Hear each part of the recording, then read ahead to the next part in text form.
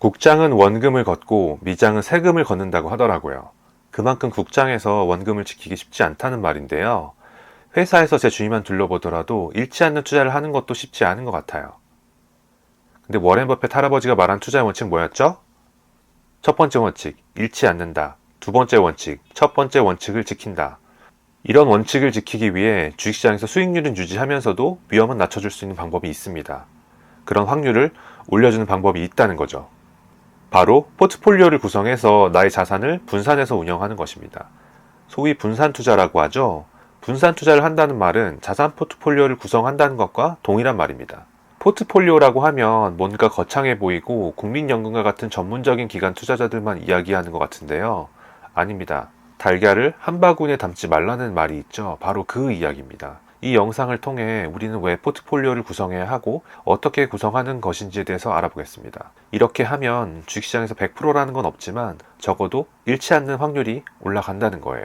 해리 마코이츠가 제안한 현대 포트폴리오 이론에 따르면 다양한 자산에 투자함으로써 전체 자산의 포트폴리오의 수익률 변동성, 즉 리스크를 줄일 수 있다고 합니다. 즉 우리는 포트폴리오 구성을 통해서 동일한 수익을 얻으면서도 위험은 낮출 수 있는 거죠. 재무에서는 이것을 비체계적 위험을 줄일 수 있다라고 말하는데 약간 외계어처럼 들리잖아요. 그냥 그렇게 부르는구나 하고 넘어가셔도 됩니다. 그럼 포트폴리오가 뭐예요? 포트폴리오란 단순히 말하자면 여러 자산을 조합해서 하나의 투자 묶음을 만드는 것을 말하는데요. 이렇게 다양한 자산에 분산 투자하면 위험은 줄이면서도 안정적인 수익을 얻을 수 있습니다.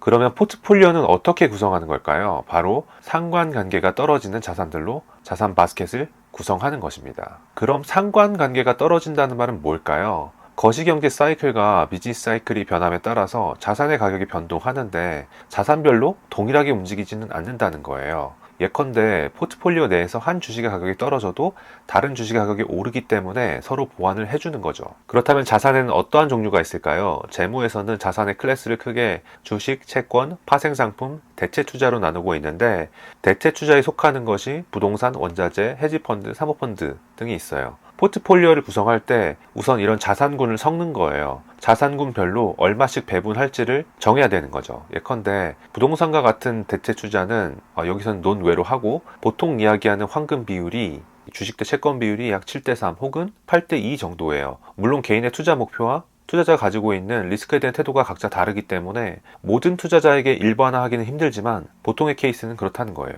이렇게 자산군에 얼마씩 배분할지를 정하고 나서 예컨대 주식의 80%, 채권의 20%를 투자하기로 했다고 해보겠습니다. 그럼 이 80%의 주식 안에서도 상관관계가 높지 않은 주식들로 포트폴리오를 구성하는 거예요. 결과적으로 개인 투자자 주식 비중의 경우 4개에서 5가지 종목 정도로 포트폴리오를 구성하는 것이 경험적으로 괜찮았던 것 같아요. 운영하는 금액이 커도 10개 이상을 넘어가는 걸 추천하진 않아요. 그럴 바에는 지수를 추종하는 ETF를 사는 게 더 나을 수 있으니까요. 예를 들자면 결과적으로 삼성전자, 현대차, 네이버, 셀트리온, 쿠팡 이런 식으로 상관관계가 높지 않은 산업에 속하는 4개에서 5가지 종목으로 구성하게 되는 거죠. 근데 여기서 주의해야 할 점은 종목을 막 정하라는 것이 아니에요. 여기서 포인트는 저평가되어 있으면서 상관관계가 높지 않은 주식들로 구성하는 것입니다. 예를 들어서 현대차와 기아를 동시에 살 필요는 없다는 거예요. 어차피 두 주식은 비슷하게 움직이니까요. 이런 걸 상관관계가 높다고 합니다. 결과적으로 앞에서 말씀드린 사례를 정리하면 어떻게 돼요? 네, 자산을 이런 식으로 배분하게 되는 거죠. 참고로 저평가된 주식을 찾는 방법은 제가 이전에 올린 영상을 참고해 보세요. 근데 여러분, 주가는 계속 움직이잖아요. 그래서 처음에 정한 주식 대 채권 비율 80대 20%라던가 또는 80% 주식 내에 내가 처음에 정했던 종목의 비중들이 계속 바뀔 수 있잖아요. 그럼 원래 처음에 목표로 했던 비율로 조정을 해줘야 되는데 이거를 리밸런싱이라고 합니다. 우리가 예상한 시장 환경과 애초에 정한 투자 목표가 변하지 않았다면 동일한 포지션을 계속 유지해야 하니까, 즉 동일한 리스크 팩터에 노출을 시켜야 하니까 필요한 과정입니다. 리스크 팩터라고 하니까 조금 어렵게 들릴 수도 있는데 애초에 정한 동일한 포지션을 유지하자는 거예요. 이런 리밸런싱에는 2가지 방식이 있는데요. 첫째는 정기적으로 예컨대 매월 또는 분기마다 정기적으로 리밸런싱 하는 방법이 있고, 또는 처음에 목표로 했던 배분의 범위를 넘어가면 리밸런싱 하는 방법이 있습니다. 포인트는 내가 달성하고자 하는 투자 목표를 달성하기 위해 내가 의도했던 산업, 섹터, 종목에 계속 동일하게 나의 투자 비중을 노출시키는 데 있습니다. 주식시장에서 잃지 않으려면 무엇보다 시장이 좋지 않을 때 덜 잃는 포지션을 잡아야 합니다. 이런 포지션을 구축하고 유지하는 전략이 바로 포트폴리오 구성이라는 것을 잊지 마세요. 주식 포트폴리오를 운용하는 것은 정원을 가꾸는 것과 비슷합니다. 다양한 품종의 식물들을 심고 꾸준히 관리해줘야지 아름다운 정원을 유지할 수 있는 거죠. 포트폴리오 역시 여러 좋은 주식들을 편입하되 실적이 나빠지거나 산업 전망이 안 좋은 기업은 가지치기 하듯이 매도해서 꾸준히 돈을 잘 버는 주식들만 남도록 관리해야 하는 거예요. 포트폴리오를 운영하면서 개별 종목의 손실에 얼매일 필요는 없어요. 대신 내가 처음에 의도한 대로 포트폴리오가 운영되고 있는지 또는 전체적으로 포트폴리오가 우상향하는지 모니터링하는 것이 중요합니다. 시장 상황이 계속 변화하고 있으니까 이에 대응해야 하고 내가 선정한 종목이 나의 예상대로 잘 가고 있는지 계속 확인하는 것이 중요해요.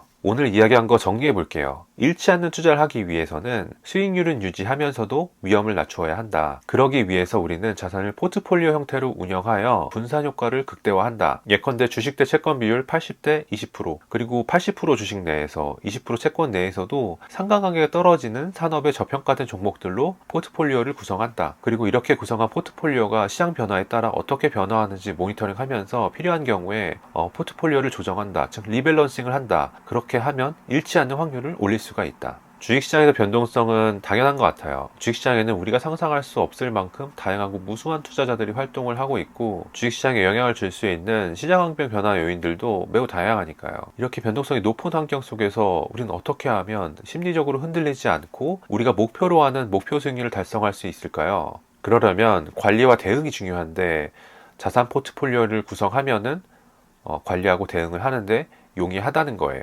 투자의 목표에도 우선순위가 있다는 걸 잊지 마세요. 잃지 않는 것이 수익을 내는 것에 우선합니다. 일단 잃지 않아야 벌 수 있는 가능성이 있다는 사실을 우리는 알고 있지만 심리적으로 믿으려고 하는 것 같지는 않습니다. 마음이 급한 경우가 많아요.